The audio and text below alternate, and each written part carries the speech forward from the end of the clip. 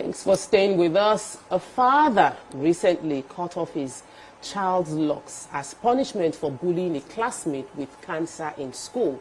The video has sparked intense debate online about disciplinary measures for bullying. Some say the approach was wrong and it could have been treated in a better way. What are your thoughts on this? You can join the conversation by calling us on 0810-7641-679, or you could tweet to us at TVC Connect using the hashtag YourView-on-TVC. We'd love to get your opinion. So the video features a screaming child. The boy was screaming. You know, it's very personal for me. Punishment with what you love. The reaction was plenty. He's a small child. A lot of people on social media, because it didn't happen in Nigeria. This happened, I think, in the US. So the reaction was like, oh, that we believe in disciplining action, but it shouldn't be carried out to this extent. They must be collaborative. I, as a parent, would say that the best way to achieve discipline is to create consequences that will matter to the child. This hair matters to the child, and probably maybe you seize his PS or whatever game he has. And so I would like to hear your opinion, Nima, because obviously the boy was crying like they are beating him black and blue. He wants to die. What was your opinion on this? Okay, so for this, I will do this. I have several examples. If I just reading it, I was like, I will come and be talking stories. But so I believe that my religion preaches that you should empathize with someone, and that until you are in the person's shoes, you can't really understand what they go through. It's also said in my faith that if you mock somebody's situation, Allah in His mercy must make you go through it. It's not so to punish you, just to punish you, but it's to, make empathy. You be able to empathize. That hadith exists, and I like to quote it all the time. That if you're mocking me, go and enjoy yourself, because I know that very soon you will come to understand it. So, because it will happen to you. That's the circle of life I believe in. So when I see my kids do certain things and I see that they don't get it immediately, I deny them that thing. If you are not even allowed materialistically to think in my house. You are not wired to think about things materialistically. This thing is my thing. I don't want you to have it, or we can't do this, we can't do that. It's not allowed in my house. So my people say now, Chema meneme fonele. We don't worry about materials. We deal with better, more important parts of life. And so I would naturally, if my child were to be found doing this, I would naturally do the same. I talked about the girl that was my very close friend, a young girl from a very indigent family, but I loved the family. I loved the girl in particular, and I came from work one time, I saw my daughter had a fight. So she had been incited by another friend to go and fight that girl. They had no business together, but she used the term, a very derogatory term for that girl. We not finish the matter in one day. Because I would hate that girl, yes, I would hate that girl feels uncomfortable coming close to me because of something as stupid as material thing. I don't believe in that kind of class. I don't do class. And so I saw to it that they became best friends. Very well punished. I gave out her best clothes, and I told her to hug the girl, go to the house, apologize till the girl forgives her.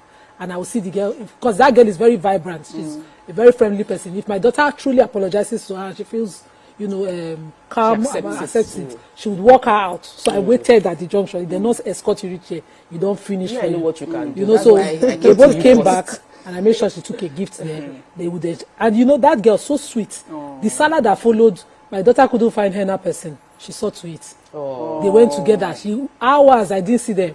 By the time they came back, the next salad, they didn't find henna person. She tried to do it herself. So sometimes you lose the best of people for classes. I don't run like that. True. Like I agree with sorry. Yeah, go ahead. Okay, so I agree with Nima. In fact, I will do more than that. I won't only cut hair. I'll also do some other things as well, because when he did it to a cancer patient, and this is it's not something that the child put on himself or something. You understand? So I just see that the child needs to be taught some things as well. Maybe we as parents, sometimes I sit there and I think that most times, we don't even take our children to go to hospitals to see things like that for themselves. Because I know in their school, because in Nigeria here, most of the schools, they have special needs schools, and they have schools, you know, for normal kids. And I think sometimes I don't think they should separate them. They should always put them together so that they can know that, yes, in life, there are some people who are okay, and there are some people who are not okay. But still, that doesn't make them less human beings. And you must make sure that you empathize with them and, you know, feel for them as well. So I will do more than that. I know my son, there are things I know how to punish him instead of even beating. You know, if there are some people, they will beat, but like, for example, like for my son, if he does something, I know what to take because I always know what he loves very much. Just take that thing away and he's stabilized. PlayStation, don't go out and play football. You have finished my son. He will beg and say, Mommy, I will not do it again. This, that, you know. So at least I know I am happy with the dad. He even knows that this is what he needs to do to reprimand his child. And you know the funny thing, the hair that they are cutting, the hair is going to grow back now. But of course, at his age, he doesn't even know that. No, he doesn't like. He doesn't like being without his hair. So it will grow back. If you scrape my children's head, it's like you have punished them. Please don't let them cut it. Mommy, they should just leave small in the middle. My son too. That small in the middle is very important. I see them. They have that small. They have that small in the middle. Amaka, do you think this is a bit traumatizing for the boy, though? Can we achieve discipline without trauma? What is trauma? Is this one trauma? Compared to what you are doing? So for me, say no to any form of bullying.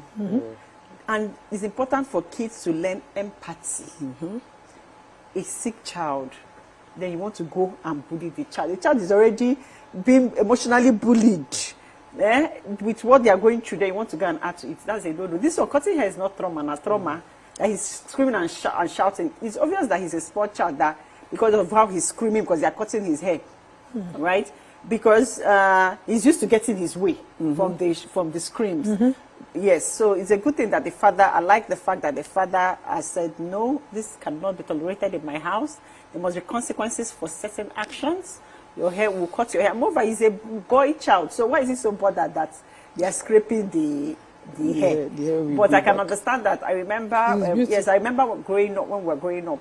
So they had, like I always say that in my house, beating was not allowed. So they had painted the house all white. And my dad doesn't believe in anybody touching. When you're walking, you shouldn't lean on the wall. So this is our fine Amaka Fresh went to do something. Yeah, don't you shouldn't touch the wall. So I did something. I and my sister, we had actually painted, we wrote on the wall. And then my brother, my eldest brother, he went to Federal Omomosho. He was supposed to go back to school. So he had gone to go and cut his hair. And when he went to cut his hair, he wrote, they did design at the back of the hair. Like genge design at the back of his hair. My first brother to Ben. So he landed. The fact that day was very hot in my house. Because first of all, for the first and only time in my life, they flogged me. It's something that I'll always remember. They put us with cane. I and my sister, they flogged us. We cried. We said we'll not eat for days. Then that my brother that went to design his hair. Father says, like, you want to join Kotabi? You're not ready to go to school. They sat him down. They used razor blade. That's the first time in my life. They sat him down. They used razor blade outside there. To scrape off all the design. Like, like they treated him like a criminal. They recut the hair. What is they even use clipper. They use soap. They use soap. Rubs the tin. Scrape the tin. My brother was quiet. Humbled. Never in his life again did he do shakara style. So so that's discipline. Yeah, because this is a valid form of discipline, if you ask me. It's not comparable to beating. You know, I always say to my husband, now we are really clashing because me, I've overread on these parenting books. I'm done. My family, they are not beating for material things. If you break material things, they will address you differently. You have to be caught at a vice for you to get beaten. But my husband beats at now. He beats he thinks that they are the age where you must beat to impact. And I'm just looking, I'm wondering that you don't understand the psyche of these kids anymore. You don't get it. My daughter is extremely afraid of being beaten. But you will tell her to do something, you have to say it again and again. So you have to use other methods like shaming her, giving her burden. You can tell her that, I relied on you so much, and you disappointed me. You see her. But it doesn't have that same statement doesn't have as much effect as it has on her brother on her. So I really am learning every day on her own. But my son, if you tell him that, he want to compensate. So I feel that sometimes because of those, we that we are born in Africa, Nigerians, that we got the opportunity to be beaten. Let me say opportunity to be beaten. We might not be able to empathize with people that are, with people being raised in other countries where beating is not allowed. You need to find other ways to deal with the situation. Because what she just explained as happened to you was one-off, but it was trauma because you remembered. Yeah. You can never forget it. Never. That's trauma. But So that's this also what child- learning curve does. This child actually has been traumatized. As in, of course, you might say it was discipline. I had a haircutting experience, and I can never forget. In my own case, I didn't feel I deserved it. I felt I was unnecessarily, overreactively punished. And I did Christmas hair, came back home late, and my mom cut my hair with the extension. It's like the way my hair is now, they now cut it. You know it to be scattered. The only way to get it to look nice is to scrape everything. I can never forget. It's trauma. So how do we, as parents, how do we achieve discipline without causing trauma on a Can we child? break But I down don't what want you trauma, to see it as trauma.